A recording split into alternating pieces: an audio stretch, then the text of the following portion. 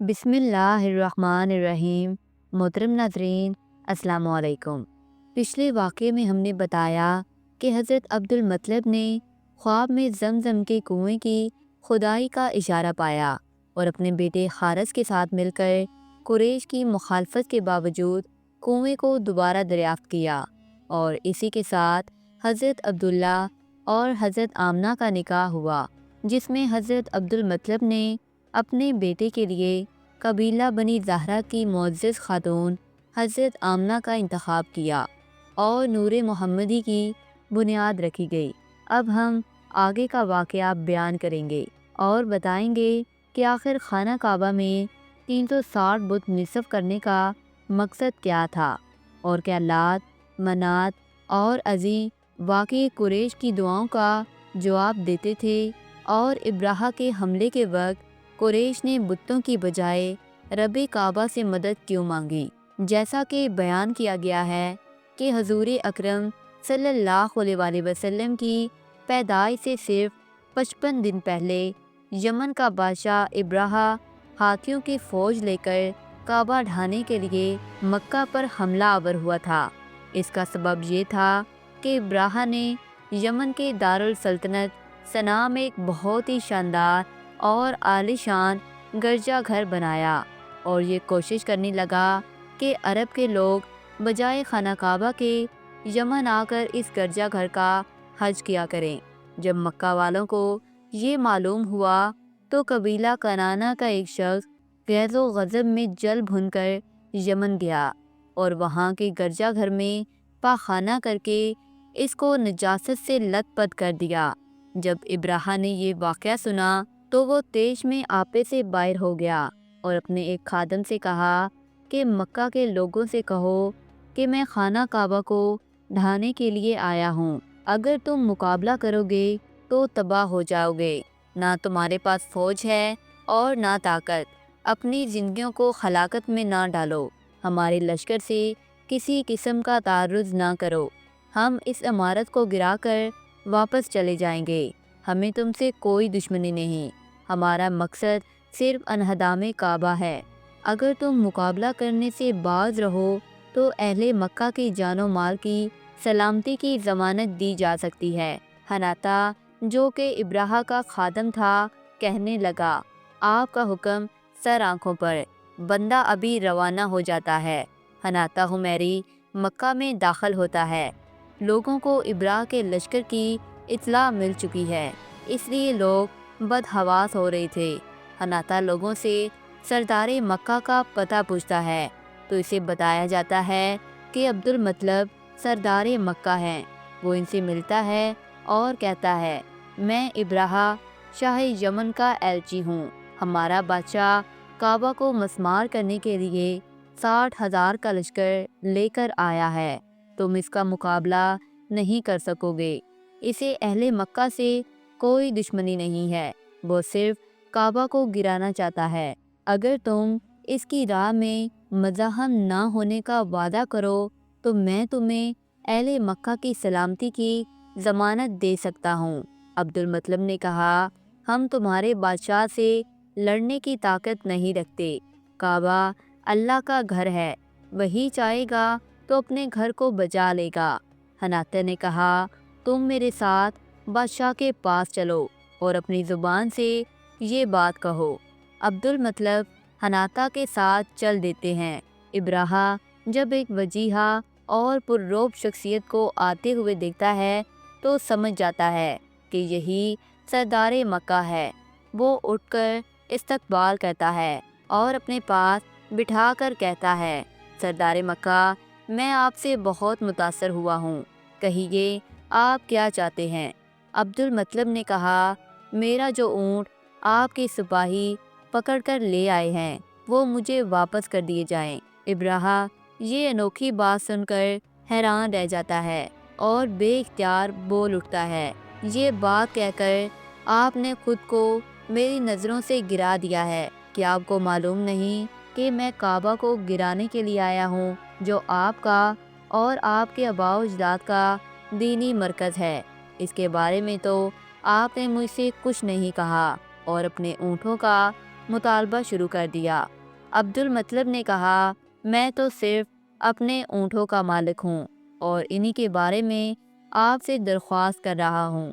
رہا یہ گھر تو اس کا مالک رب ہے، وہ اس کی حفاظت خود کرے گا۔ ابراہیم نے کہا، وہ بھی اس کو مجھ سے نہیں بچا سکے گا۔ عبد المطلب نے کہا، آپ جانیں اور وہ جانیں، ابراہیم آپ کے اونٹ واپس کر دیتا ہے اور آپ مکہ لوٹ آتے ہیں۔ اہل مکہ پر خوف و ہراس کی لہر دوڑ گئی ہے، کسی کو کچھ نہیں سوچتا، ہر شخص یہی سوچ رہا ہے کہ اب کیا ہوگا۔ اتنے میں عبد المطلب واپس آ کر اعلان کرتے ہیں کہ سب لوگ اپنے اہل و عیال کو لے کر پہاڑوں میں چھپ جائیں اور شہر خالی کر دیں تاکہ ان کا قتل عام نہ ہو۔ لوگ بدحواسی میں اپنے گھر خالی چھوڑ کر پہاڑوں میں چھپ گئے ہیں اور عبد المطلب چند سربراہ قریشیوں کے ساتھ حرم میں داخل ہو جاتے ہیں۔ خانہ کعبہ میں اس وقت 360 بت تھے۔ اندرونی دیواروں پر حضرت ابراہیم اور حضرت اسماعیل علیہ السلام کی تصویریں بنی ہوئی تھیں۔ ان کے ہاتھوں میں پانسے کے تیر دکھائے گئے تھے۔ سب سے بڑا بت ہیبل تھا جسے جوف کعبہ میں نصب کیا گیا تھا۔ یہ عقیق احمر کا انسانی شکل کا ایک مجسمہ تھا۔ اس کا بایاں ہاتھ ٹوٹا ہوا تھا، لیکن قریش نے اس کی بجائے سونے کا ہاتھ لگوا دیا تھا۔ اس کے سامنے 7 تیر رکھے رہتے تھے جن سے پجاری قرعہ اندازی کیا کرتے تھے۔ اصاف اور نائلہ زمزم کی جگہ پر تھے۔ قریش ان کے پاس قربانیاں دیا کرتے تھے۔ قریش کا ایک بت مناف تھا۔ اس کے علاوہ ان کے ہر گھر میں چھوٹے موٹے کئی بت موجود تھے اور کوئی گھر اصناف پرستی سے خالی نہ تھا۔ پجاریوں نے یونانیوں کی طرح باقاعدہ علم اصناف کا جال پھیلا رکھا تھا۔ جب کوئی آدمی سفر کو جاتا تو اپنے گھر میں رکھے ہوئے بے جان اور بے حس معبود کو بطور تبرک مسح کر کے جاتا اور جب واپس لوٹتا تو سب سے پہلے اسے مسح کرتا۔ اور ان کا ایک بت ازی تھا۔ لات اور منات بھی ان کے معبود تھے جنہیں یہ خدا کی بیٹیاں کہا کرتے تھے اور انہیں یقین تھا کہ یہ ان کی شفاعت کریں گے۔ مکہ میں بت پرستی کا بانی عمرو بن لمحی تھا جس نے بنو جرہم سے کعبۃ اللہ کی تولید چھین لی تھی۔ اس وقت صاحبہ، وسیلہ، بہرہ اور خامہ کی رسمیں زوروں پر تھی، لیکن ان معبودوں کے ہوتے ہوئے بھی جب ابراہیم کا لشکر دکھائی دیا تو سب خانہ کعبہ کے پردوں اور کنڈیوں کو تھام کر کھڑے ہو گئے۔ سب کو خداؤں کا خدا یاد آ گیا اور رب کعبہ سے فریاد کرنے لگے۔ چنانچہ عبد المطلب نے دعا کی، خدایا، بندہ اپنے گھر کی حفاظت کرتا ہے، تو بھی اپنے گھر کی حفاظت کر۔ کل ان کے سلیب اور ان کی تدبیر تیری تدبیر کے مقابلے میں غالب نہ آنے پائے۔ اگر تو ان کو اور ہمارے قبیلے کو اپنے حال پر چھوڑ دینا چاہتا ہے تو جو تو چاہے کر۔ سلیب کی آل اور اس کے پرستاروں کے مقابلے پر آج اپنی آل کی مدد فرما۔ اے میرے رب، تیرے سوا میں ان کے مقابلے میں کسی سے امید نہیں رکھتا۔ اے میرے رب، ان سے اپنے حرم کی حفاظت کر۔ اس گھر کا دشمن تیرا دشمن ہے، اپنی بستی کو تباہ کرنے سے ان کو روک۔ اس دعا کے بعد عبد المطلب اور ان کے ساتھی پہاڑوں میں روح پوش ہو جاتے ہیں۔ دوسرے دن کا آفتاب ابراہیم کو ممت ہاتھی پر سوار کعبہ کی طرف 60,000 لشکر کے ساتھ بڑھتے ہوئے دیکھ کر حیران رہ گیا۔ کعبہ کی حفاظت کے لیے کوئی انسان موجود نہیں ہے، شہر خالی پڑا ہے اور ابراہیم بڑی آن بان سے بڑھتا آ رہا ہے۔ ابراہیم کا ہاتھی جو ایک خاص حد میں داخل ہوتا ہے یکا یک بیٹھ جاتا ہے، اسے آنکس مارے جاتے ہیں، پتھروں سے کچوکے دیے جاتے ہیں، وہ زخمی ہو جاتا ہے مگر کعبہ کی سمت ایک قدم تک نہیں اٹھاتا، لیکن اگر الٹے پاؤں پھرایا جائے تو بھاگنے لگتا ہے۔ انسان کعبے کی قدر اور رب کعبہ کی قدرت سے غافل ہے، لیکن ہاتھی اس کو خوب جانتا ہے۔ انسان سرکش اور باغی ہے، مگر ہاتھی میں سرکشی اور بغاوت کی ہمت نہیں ہوتی۔ وہ مار کھاتا ہے لیکن آگے نہیں بڑھتا، گویا زبان بے زبانی سے کہہ رہا ہے، کم بختو، میں اتنا طاقتور ہونے کے باوجود 1 انچ آگے بڑھنے کی طاقت نہیں رکھتا۔ تم کون ہو جو کعبہ کو مسمار کرنے کا ارادہ رکھتے ہو؟ نہ تم اسے دیکھ سکتے ہو نہ میں تمہیں بتا سکتا ہوں، لیکن ابرہہ اور اس کے سپاہی تو مقابلے میں میدان کو خالی دیکھتے ہیں، کوئی متنفذ نظر نہیں آتا۔ ہاتھی کو بار بار کچوکے دیے جاتے ہیں، وہ چنگاڑنے لگتا ہے لیکن آگے نہیں بڑھتا۔ اتنے میں آسمان پر پرندوں کے جھنڈ دکھائی دیتے ہیں جو چونچوں میں کنکریاں لیے ہوئے تھے۔ وہ چشمے زدن میں ابرہہ کے لشکر پر محیط ہو کر سنگ ریزوں کی بارش شروع کر دیتے ہیں۔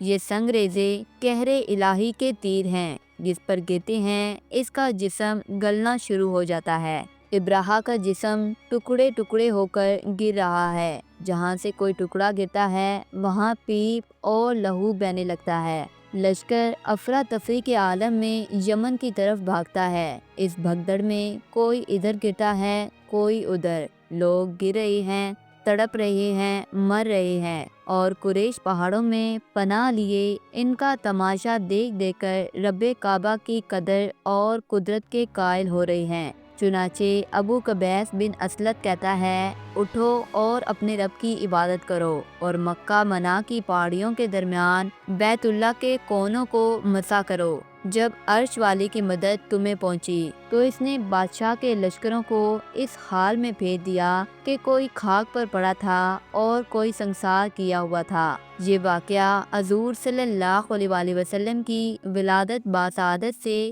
کچھ پہلے میں رونما ہوا۔ اسی کا ذکر سورۃ فیل میں ہے۔ اے پیغمبر، کیا آپ کو معلوم نہیں کہ آپ کے پروردگار نے ہاتھی والوں کے ساتھ کیسا برتاؤ کیا؟ کیا اس نے اصحاب فیل کی تمام چالیں بیکار اور ضائع نہیں کر دی اور ان پر غول کے غول پرندے بھیجے جو ان ہاتھی والوں پر کنکریاں پھینکتے تھے؟